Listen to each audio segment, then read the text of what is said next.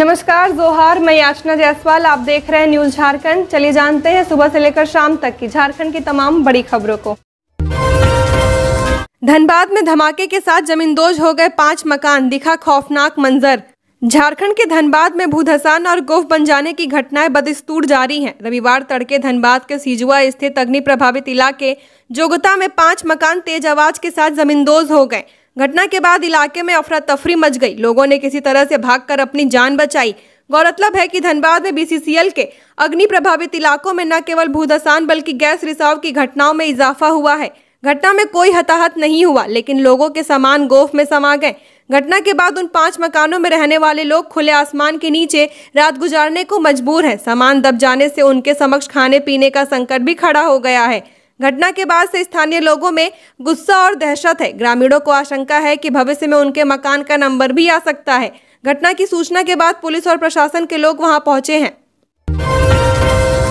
15 अक्टूबर तक राज्य से मानसून की विदाई, बारिश की कोई संभावना नहीं। मौसम का मिजाज रहेगा शुष्क। राजधानी रांची सहित पूरे राज्य में मौसम साफ हो गया है। बीते दिनों 5 दिनों तक बारिश हुई, जिसके बाद से आसमान एकदम साफ हो गया है।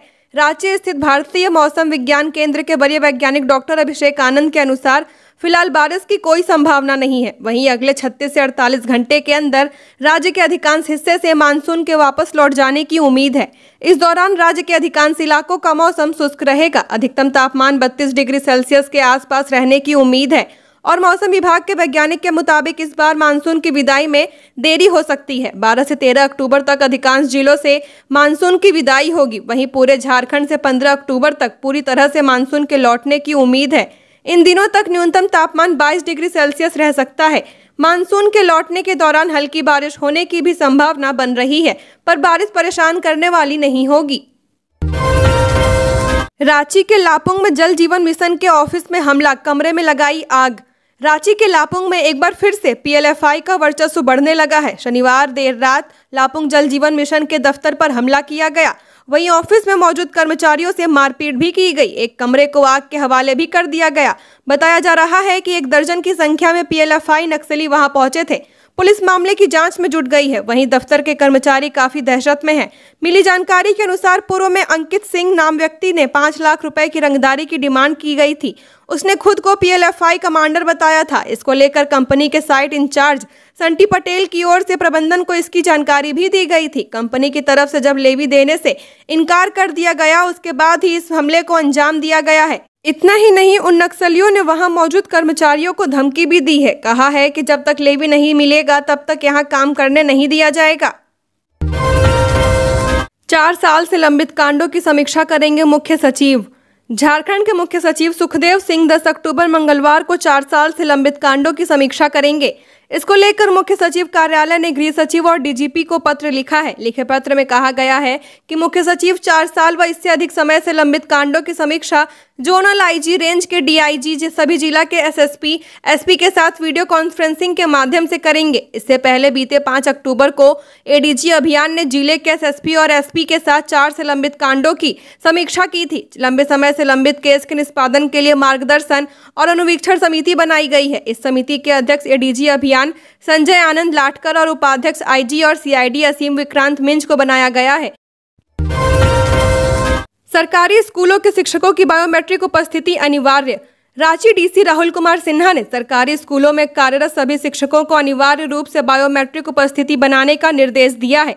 जो शिक्षक ऐसा नहीं करेंगे उन पर सीधी कार्रवाई की बात कही है। वह शनिवार को समाहरणालय सभागार में जिला शिक्षा पदाधिकारियों के साथ ई विद्या वाहिनी पीएम पोषण योजना की समीक्षा कर रहे थे। डीसी ने जानकारी लेते हुए पूछा कि नियमित उपस्थिति नहीं बनाने पर अभी तक कितने शिक्षकों से स्पष्टीकरण मांगा गया है, साथ ही कितनों का वेतन मानदेय रोका गया है। डीसी ने ई विद्या वाहिनी में खलारी, लापुंग, नगड़ी, रांची सदर और ओरमांझी में औसत से कम आंकड़ा दर्ज होने पर नाराजगी जताई है। साथ ही इसे 15 दिनों के अंदर ई पोर्टल पर अपडेट सुनिश्चित करने के लिए कहा है। बैठक में उन्होंने स्कूल के भीतर विद्यार्थियों की उपस्थिति को लेकर भी जानकारी मांगी है। खबरों में आगे बढ़ने से पहले अगर आपने अभी तक इस चैनल को सब्सक्राइब नहीं किया है तो सब्सक्राइब कर ले, जिससे आपको झारखंड की हर छोटी बड़ी खबर के अपडेट मिलते रहे। तो चलिए बढ़ते हैं खबरों की ओर।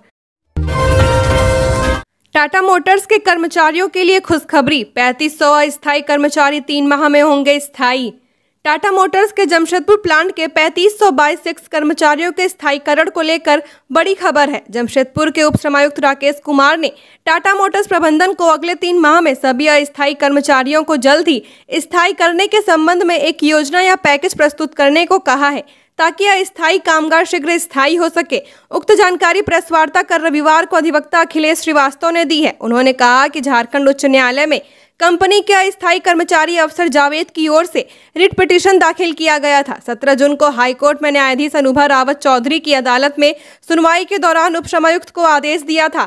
वे आवेदन पर दोनों पक्षों को सुनने के बाद तय करें कि यह मसला बॉम्बे उच्च न्यायालय के आदेशानुसार सीधे अमल में लाया जा सकता है या इसे औद्योगिक विवाद अधिनियम की धाराओं के अनुसार अगर तथ्य भिन्न है तो रेफरेंस में भेजे जाने लायक है। 108 एम्बुलेंस में बच्चे का हुआ जन्म। 108 सेवा के तहत संचालित एम्बुलेंस में शनिवार को एक बार फिर प्रसूता ने नवजात को जन्म दिया। प्रसव पीड़ा से करहाती हुई रेमंती कुमारी के पति 108 एम्बुलेंस में उसे जिला अस्पताल लेकर जा रहे थे। रास्ते में ही प्रसव पीड़ा तेज हो गई। गर्भवती महिला जोर जोर से करहाने लगी। प्रसव में देरी करने पर बच्चे की जान को भी खतरा हो सकता था। ऐसे में बगैर देर किए 108 एम्बुलेंस के पायलट विकास कुमार महतो और ईएमटी टेक्नीशियन ने एम्बुलेंस में ही प्रसव करा दिया। महिला मूल रूप से झालदा पश्चिम बंगाल की रहने वाली है। उसने स्वस्थ बच्चे को जन्म दिया। उसका वजन करीब 2.5 किलोग्राम है। प्रसव के बाद दोनों को अस्पताल पहुंचाया गया, जहां दोनों की स्थिति बेहतर है। सीएम कल करेंगे मेगा लिफ्ट सिंचाई योजना का शिलान्यास। मेगा लिफ्ट सिंचाई योजना का शिलान्यास सोमवार को होगा। मुख्यमंत्री हेमंत सोरेन देवघर के सिटकिया में मेगा लिफ्ट सिंचाई योजना का शिलान्यास करेंगे। इसका निर्माण 484.35 करोड़ रुपए से होगा। इससे पहले मुख्यमंत्री ने दुमका के मसलिया और रानेश्वर प्रखंड में सिंचाई सुविधा उपलब्ध कराने के लिए मेगा लिफ्ट योजना का निर्माण शुरू कराया है, जिससे 22,000 हेक्टेयर भूमि सिंचित होगी। देवघर और जामताड़ा जिला के सारठ, करो, विद्यासागर एवं जामताड़ा प्रखंड में नदी तल से अधिक ऊंचाई पर खेती योग्य भूमि में पारंपरिक नहर प्रणाली से सिंचाई संभव नहीं होने और इस प्रणाली में खेती योग्य भूमि का बहुत ज्यादा भू अर्जन के कारण भूमिगत पाइपलाइन के माध्यम से जल लिफ्ट कर सिंचाई सुविधा उपलब्ध कराने के लिए सिटकिया मेगा लिफ्ट सिंचाई योजना तैयार की गई है। आपसी रंजिश में 2 पक्षों में हिंसक झड़प, आधा दर्जन लोग जख्मी। झारखंड के धनबाद में आपसी रंजिश में 2 पक्षों में हिंसक झड़प हो गई। मारपीट की इस घटना में आधा दर्जन लोग जख्मी हो गए। घटना शनिवार देर रात की है। घटना के संबंध में मिली जानकारी के मुताबिक धनबाद के भूली थाना क्षेत्र अंतर्गत पांडरा पाला दास बस्ती में पारिवारिक विवाद में 2 पक्षों में मारपीट हो गई। दोनों पक्षों ने एक दूसरे पर लाठी डंडों और लोहे की रॉड से हमला किया। हिंसक झड़प में घायल लोगों का इलाज SNMMCA में चल रहा है। घायलों में पांडरापाला निवासी वरुण दास का बेटा आकाश, सुमित, चक्रधर और दूसरे पक्ष से विजय दास, कुश, लव और किशोर घायल हुए हैं। सभी का इलाज स्थानीय अस्पताल में किया जा रहा है। गिरिडीह के सूफी शाह कलंदर बाबा आश्रम में कुछ लोगों ने की तोड़फोड़, धार्मिक चिन्हों को भी पहुंचाया नुकसान। प्रसिद्ध सूफी शाह कलंदर बाबा के बनखंजो स्थित कलंदर शाह बाबा आश्रम में शनिवार देर शाम कुछ लोगों ने तोड़फोड़ की। इस दौरान आश्रम में वहां की केयरटेकर मुन्नी नाजिया और अली खान समेत कई महिलाएं मौजूद थीं। लोगों ने आश्रम में मौजूद धार्मिक चिन्हों को क्षतिग्रस्त कर दिया है। बताया जा रहा है कि मुन्नी नाजिया ने तोड़फोड़ करने वालों में मुख्तार और कामरान की पहचान की है, जो कथित रूप से भंडारीडीह के भूमाफिया बताए जाते हैं। इन दोनों के साथ मौजूद लोगों ने कुछ लोगों के साथ बदसलूकी भी की, साथ ही मारपीट करने का भी प्रयास किया। फिलहाल इस मामले में अब तक पुलिस में कोई शिकायत नहीं दर्ज कराई गई है। चोरी की घटना को अंजाम दे रहा चोर दुकानदार एवं पुलिस के सहयोग से पकड़ा गया। रामगढ़ जिले के भुरकुंडा थाना क्षेत्र में लगातार हो रही चोरी के बाद बीती रात हॉस्पिटल कॉलोनी में एक चोर को चोरी के दौरान दुकानदार असगर के सहयोग से पुलिस ने धर दबोचा। बताते चले कि भुरकुंडा बाजार में प्रतिदिन एक कर चोरों की दुकानों को निशाना बनाते हुए लगातार दुकान के प्रॉफिट सीटा हटाकर चोरी की घटनाक्रम को अंजाम देते हुए दुकानदार और पुलिस के नाक में दम कर रखा था। लेकिन बीती रात हॉस्पिटल कॉलोनी में असगर के दुकान में चोरी के संदेह होने पर दुकानदार ने तत्काल पुलिस को सूचना दी और इस दौरान एक चोर पकड़ में आ गया है, जबकि उसके 2 साथी भागने में कामयाब रहे, जिसकी खोजबीन जारी है। वहीं पुलिस के अनुसार बाकी अन्य साथियों को भी जल्द पकड़ लिया जाएगा। SC/ST केस की जांच किसी अधिकारी से करा सकते हैं राज्य। सुप्रीम कोर्ट ने कहा कि SC/ST अधिनियम 1989 के तहत अपराधों की जांच सौंपने की राज्य सरकार की शक्ति को किसी नियमों के जरिए कम नहीं कर सकते। शीर्ष अदालत ने कहा कि सरकार किसी भी अधिकारी को मामले की जांच सौंपने के साथ ही आरोपी को गिरफ्तार करने और मुकदमा चलाने के लिए अधिकृत कर सकती है। जस्टिस संजीव खन्ना व एसवीएन भट्टी की पीठ ने झारखंड हाईकोर्ट के फैसले के खिलाफ दाखिल अपील का निपटारा करते हुए यह फैसला दिया। पीठ ने हाईकोर्ट के उस फैसले को रद्द कर दिया जिसमें केस की जांच डीएसपी द्वारा किए जाने के आधार पर आरोपी के खिलाफ SC/ST एक्ट के तहत केस रद्द कर दिया गया था। फैसले में पीठ ने माना कि SC/ST एक्ट की धारा 9(1)(b) के तहत राज्य सरकार को जांच करने और मुकदमा चलाने का अधिकार सौंपने की शक्ति प्रदान करता है। शर्मनाक, धुरवा में घर में घुस छठी की छात्रा से किया दुष्कर्म। रांची के धुरवा इलाके में छठी की छात्रा से उसके घर में घुसकर दुष्कर्म करने का मामला सामने आया है। आरोपी ने इस वारदात को शुक्रवार देर रात उस समय अंजाम दिया जब घर में छात्रा अकेली थी। जानकारी मिलने के बाद पुलिस ने आरोपी रोहित उर्फ गोली को गिरफ्तार कर लिया है। वह बांसकोचा का निवासी है। इधर पुलिस ने शनिवार को नाबालिग का बयान दर्ज कर मेडिकल जाँच कराई। पुलिस के अनुसार छात्रा की मां ज्योतिया पूजा करने बाहर गई थी। उस वक्त छात्रा घर में अकेली थी। इसकी जानकारी मिलने के बाद आरोपी उसके घर में घुस गया था। उसका मुंह बंद कर शोर मचाने पर जान से मारने की धमकी देने लगा था। इसके बाद दुष्कर्म किया। इसी दौरान छात्रा की मां घर लौटी। आरोपी को आपत्तिजनक स्थिति में देखकर महिला ने शोर मचाते हुए उसे पकड़ लिया। शोर सुनकर आसपास के लोग भी जमा हो गए और आरोपी की जमकर धुनाई कर दी। देवघर निगम स्वच्छ पूजा पंडाल प्रतियोगिता का कर रहा आयोजन, ऐसे पंडालों को मिलेंगे प्राइज। देवघर नगर निगम इस साल भी पूजा समितियों के लिए स्वच्छ पूजा पंडाल प्रतियोगिता का आयोजन करेगा। प्रतियोगिता के विभिन्न मानकों पर सर्वश्रेष्ठ प्रदर्शन के आधार पर 5 पूजा समितियों का चयन कर उन्हें पुरस्कृत किया जाएगा। नगर आयुक्त शैलेंद्र कुमार लाल ने इस संबंध में बताया कि नगर निगम जल्द ही एक टीम बनाएगी। पूजा के दौरान निगम की टीम पंडालों का भ्रमण कर निरीक्षण करेगी। इसमें मानक पर खरा उतरने वाली 5 पूजा समितियों को सम्मानित कर प्रोत्साहित किया जाएगा।